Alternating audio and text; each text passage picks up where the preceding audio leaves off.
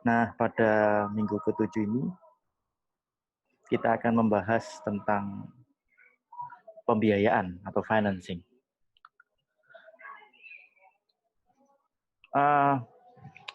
Secara khusus, pada topik kali ini kita akan membahas tentang crowdfunding. Ada teman-teman yang pernah dengar tentang crowdfunding? Atau mungkin malah pernah melakukannya?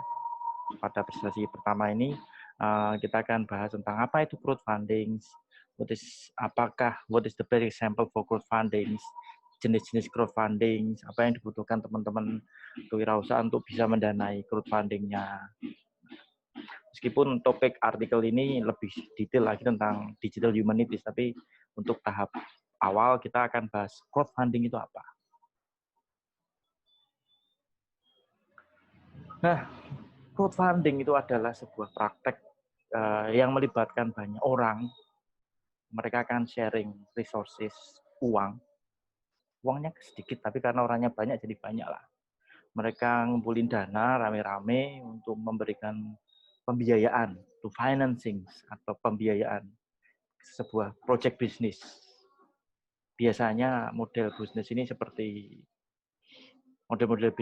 menggunakan internet ya. Ini versi Cambridge Dictionary. Crowdfunding adalah sebuah praktek yang melibatkan banyak orang untuk memberikan uangnya ke dalam sebuah project. Nah, dengan menggunakan internet. Itu definisi crowdfunding. Nah, kita lihat perkembangan lebih lanjutnya. Crowdfunding itu apa? Pertanyaannya, apakah crowdfunding itu perlu untuk proyek teman-teman di kewirausahaan? Ataukah sekedar wacana aja? Kalau yang saya amati biasanya teman-teman mahasiswa itu kalau ngumpulin dana atau dana untuk proyeknya kewirausahaan, paling patungannya 100-an ribu ya per orang. Paling banter sekitar itu 100-200 lah paling banter. Jadi kalau satu kelompok 7 orang ya paling 700 ribu, 1,5 juta, 2 juta, kira-kira sekitar itu. Itu biasanya tingkat risiko yang bisa diterima teman-teman. Tapi kalau teman-teman bisa ngembangin sampai jadi crowdfunding, itu bisa dapat dana yang lebih. Kalau Anda teman-teman bisnis sendiri, biasanya kan minta orang tua, atau ngambil tabungan, atau sharing. Tapi untuk mata kuliah kewirausahaan biasanya patungan. Kadang-kadang pragmatis juga. Teman-teman hanya proyek ini hanya jalan setelah minggu ke-7, setelah itu bubar. Nah, kalau Anda teman komit untuk mengandalkan crowdfunding, Anda harus ngomong jangka panjang nih ceritanya. Bukan sekedar mata kuliah ini. Oke.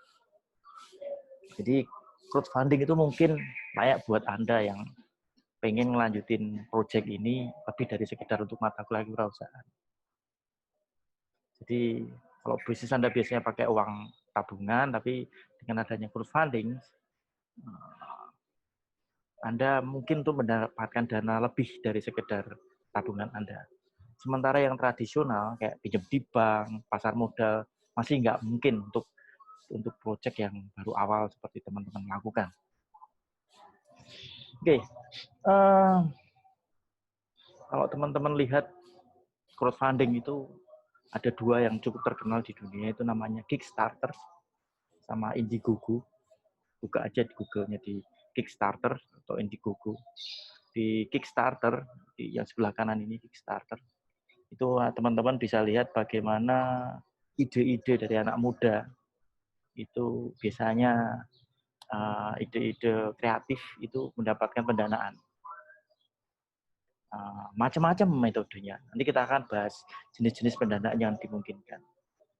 Misalnya proyek seperti yang di Kickstarter itu proyek tentang bagaimana mendanai sebuah proyek yang memungkinkan robot itu belajar untuk mencintai. Ada juga proyek tentang bikin kartun, ada. Sementara di Indiegogo ini beda lagi. Teman-teman bisa lihat ada bikin film, ada lagi inovasi yang lain, misalnya bikin alat untuk ngetes coronavirus, kemudian ada motion control, jadi macam-macam lah. Dia dapat butuh dana kira-kira 49.000 US dollar satu project. Jauh kan dengan teman-teman kalau ngumpulin dana untuk mata kuliah kewirausahaan yang paling cuma butuh 2 juta. Nah, mereka juga dananya juga oke. Sampai di sini itu tentang crowdfunding tentang di dunia. Jadi diperkirakan sampai 2025 itu crowdfunding itu bisa mengumpulkan dana sekitar 300 miliar dolar. Di Amerika sendiri ada sekitar 17 dolar itu dikumpulkan tahun 2017.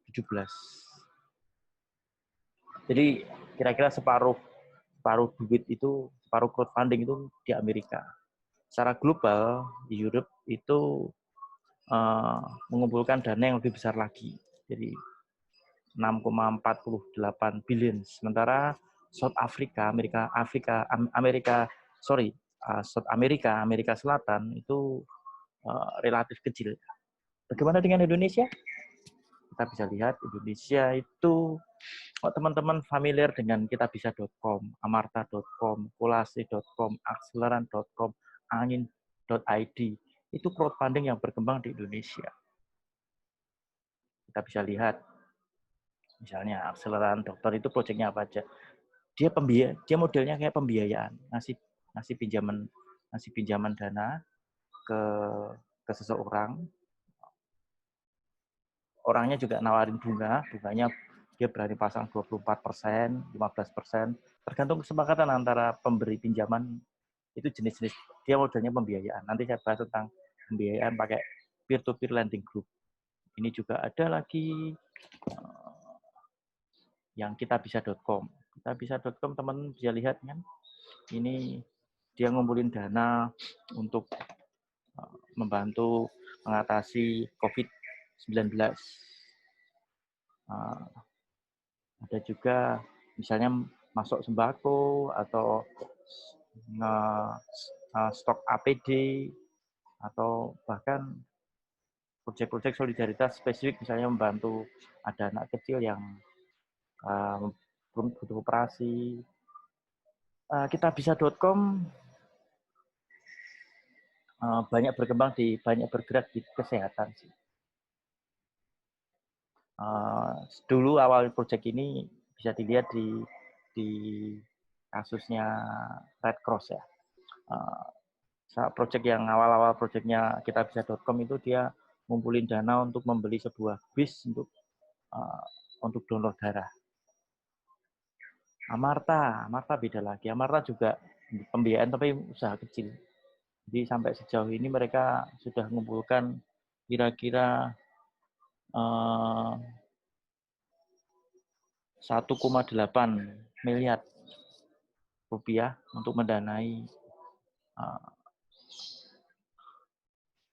para pengusaha kecil yang membutuhkan dana. 1,8 itu punyanya Kolase. Kalau punyanya Amarta itu bisa sampai 2,3 triliun. Gede ya. Dia mendanai 491 pengusaha mikro. Dari usaha mikro itu 99,55%-nya itu lancar. Jadi usaha mikro nggak pinjam ke bank, nggak ke rentenir, dia bisa pinjam online. Kolase ini proyek gede. Jadi misalnya dia bikin gugun blues shelter. Gugun itu pemain musik ya. Ada juga rocket rocker merchandise, dia jualan merchandise gini. Ada lagi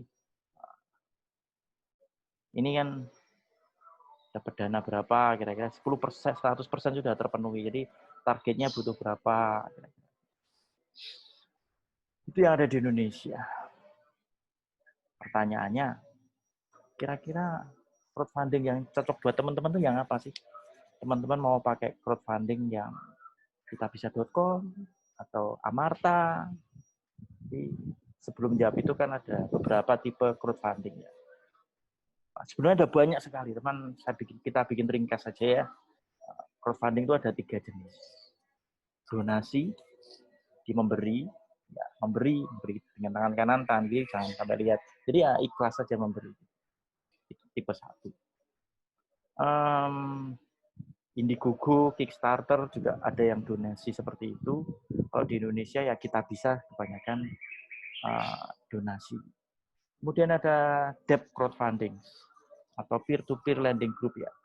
Jadi seperti Amarta atau Uang Teman, itu sekelompok orang mendanai proyek usaha kecil. Misalnya tadi kita lihat di Amarta, seorang pengusaha kecil itu cuma butuh duit sekitar 2 juta. Nah, mereka ngumpulin duit untuk 2 juta tadi. Kemudian ada equity crowdfunding, ini belum begitu populer di Indonesia. Tapi ada, misalnya Angin, Angel Investor Indonesia. Dia middleman untuk ngumpulin angel investor untuk mendanai proyek-proyek besar, proyek-proyek yang membutuhkan investasi. Jadi bukan sekedar donasi atau utang, tapi equity ya, dia kepemilikan nanti. Jadi kalau sudah dibeli, di-share. Banyak juga, misalnya ada lagi, pernah tahu Block 71? Itu grupnya Jarum, dia bekerja sama dengan teman-teman mahasiswa di NUS, mereka buka di beberapa kota di Indonesia, Jakarta, di Jogja, mereka berkolaborasi dengan anak-anak muda di kota setempat. Kalau mereka menemukan ada yang cocok, nanti ada pengusaha besar yang akan invest ke situ. Salim, grupnya Salim. Nah, itu dia. Jadi Anda kira-kira cocok yang mana? Anda mau ngandalin equity, Anda ngandalin debt, donation base, macam-macam. Equity juga macam-macam. Kalau Anda butuh uang kecil sekitar 2 juta, 3 juta, 5 juta, itu bisa Amarta. Kalau donation base, Anda bisa ke kitabisa.com. Kalau equity base, Anda bisa ke Block 71 atau mungkin ke Angin. Cuman biasanya equity lebih panjang sih. Dia harus angkanya lebih gede lagi, sekitar 250 juta ke atas kebutuhan dananya.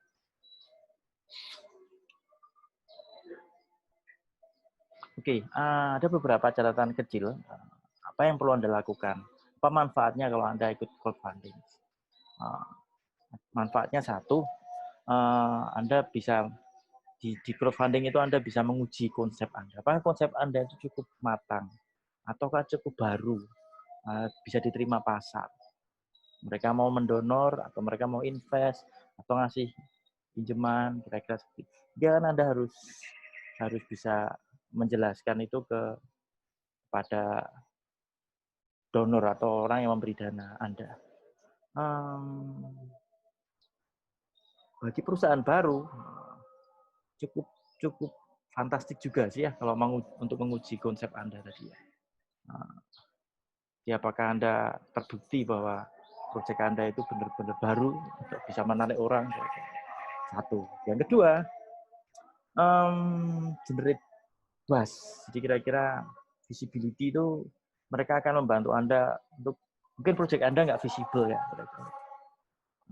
Misalnya itu dulu almarhum Pak Habibie itu mau bikin pesawat. Karena dananya nggak memungkinkan, dia coba nawarin ke kitabisa.com. Secara bisnis mungkin nggak masuk akal, tapi karena ini crowdfunding, jadi orang mau membantu karena alasan national interest kira-kira. Itu generate buzz. Tapi juga Anda harus pertimbangkan risiko ya. Salah satu risiko yang dihadapi itu security, keamanan. Jadi buat Anda pemain baru itu seringkali nggak aman, belum aman lah. Belum ada advokasi kalau ada masalah atau orang yang